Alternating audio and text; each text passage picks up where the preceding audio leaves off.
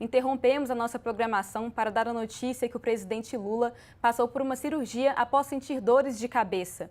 Segundo o boletim médico divulgado pelo Hospital Sírio-Libanês, Lula deu entrada na capital federal para exames que indicaram uma hemorragia intracraniana devido à queda que ele sofreu no Palácio do Planalto no dia 19 de outubro. O presidente foi então transferido para São Paulo, onde passou pelo procedimento de drenagem de hematoma.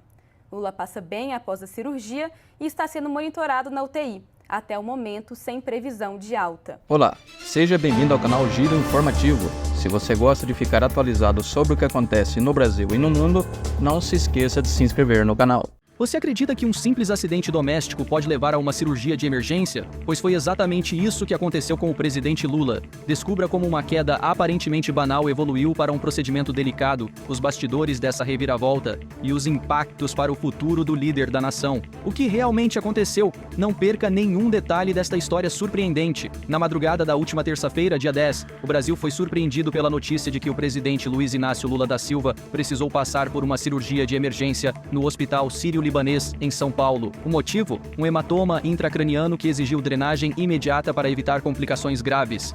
Esse procedimento foi o desfecho de um acidente ocorrido semanas antes, mas que só agora revelou toda a sua gravidade.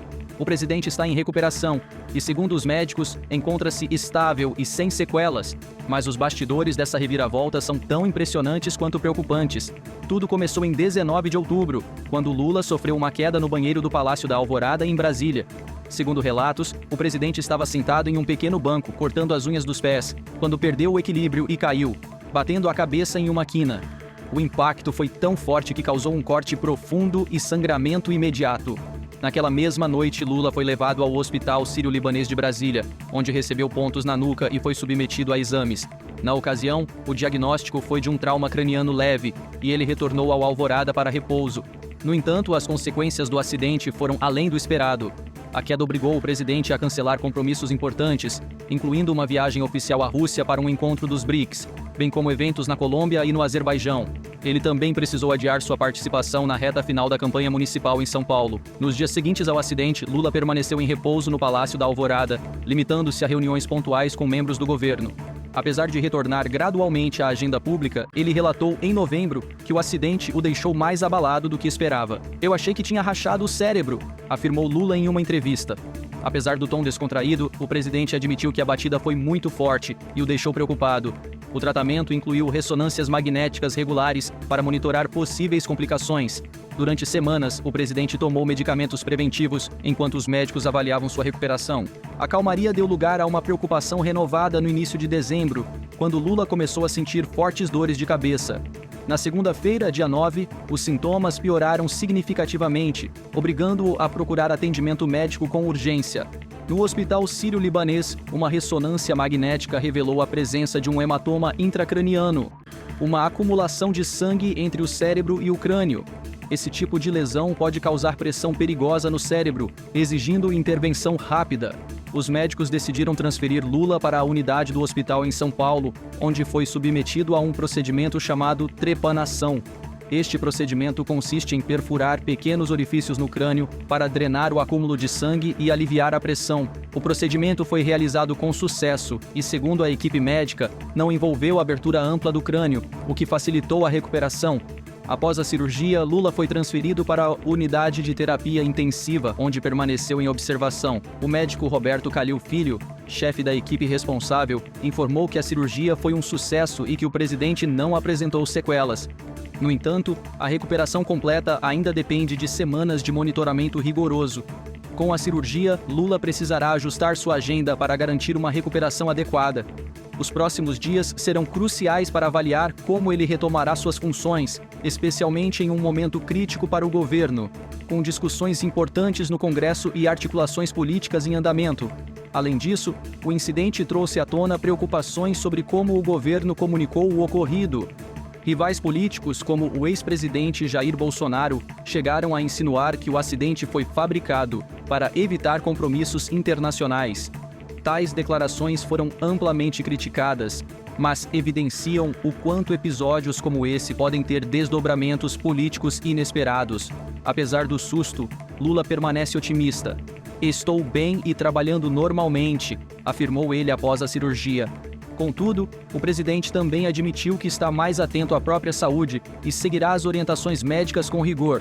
Na manhã de quinta-feira, dia 12, Lula foi submetido a um procedimento endovascular, conhecido como embolização da artéria meníngea média, no Hospital Sírio-Libanês, em São Paulo.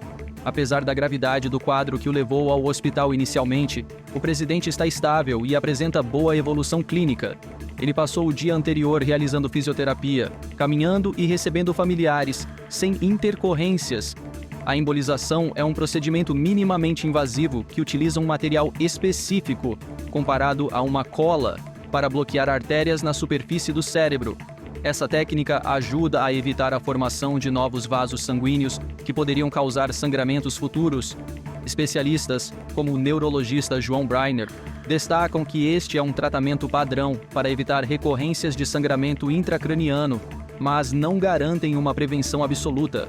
Segundo Breiner, o procedimento tem como objetivo reforçar a segurança do paciente. Essa técnica reduz significativamente as chances de um novo episódio de sangramento venoso e é recomendada para estabilizar o quadro.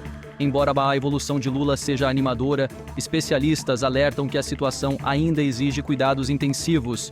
De acordo com o boletim médico divulgado pela equipe responsável, liderada pelo renomado doutor Roberto Calil Filho, o procedimento é parte de uma programação terapêutica e já estava previsto desde o início do tratamento.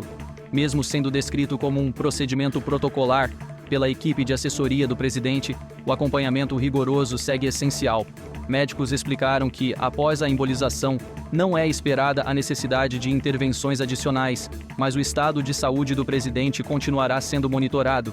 A equipe médica responsável pelo presidente Luiz Inácio Lula da Silva, internado no Hospital Sírio-Libanês, em São Paulo, forneceu novas informações na quinta-feira, após a realização de um procedimento médico para prevenir futuros sangramentos intracranianos.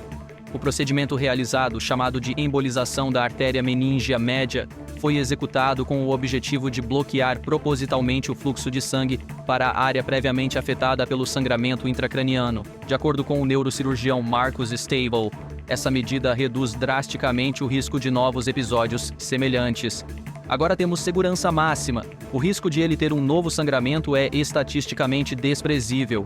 Ele está neurologicamente perfeito, destacou o médico pessoal de Lula, Dr. Roberto Calil Filho, afirmou que a intervenção foi bem sucedida e finalizada em menos de 1 hora. O procedimento foi feito com sucesso, acabou, e o presidente está acordado e falando, declarou Calil à imprensa logo após o término. Com o sucesso do procedimento e o acompanhamento contínuo da equipe médica, espera-se que Lula tenha alta da UTI em breve, embora ainda permaneça sob cuidados intensivos e com novas atualizações médicas previstas para os próximos dias.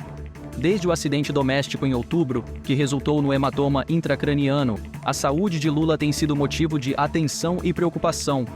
A cirurgia de emergência trouxe à tona questões sobre a complexidade do caso e a fragilidade de situações como essa. Apesar dos desafios médicos, Lula mantém sua força característica e a vontade de superar. A equipe médica afirmou que o risco de novos sangramentos agora é estatisticamente desprezível e que o presidente está neurologicamente perfeito.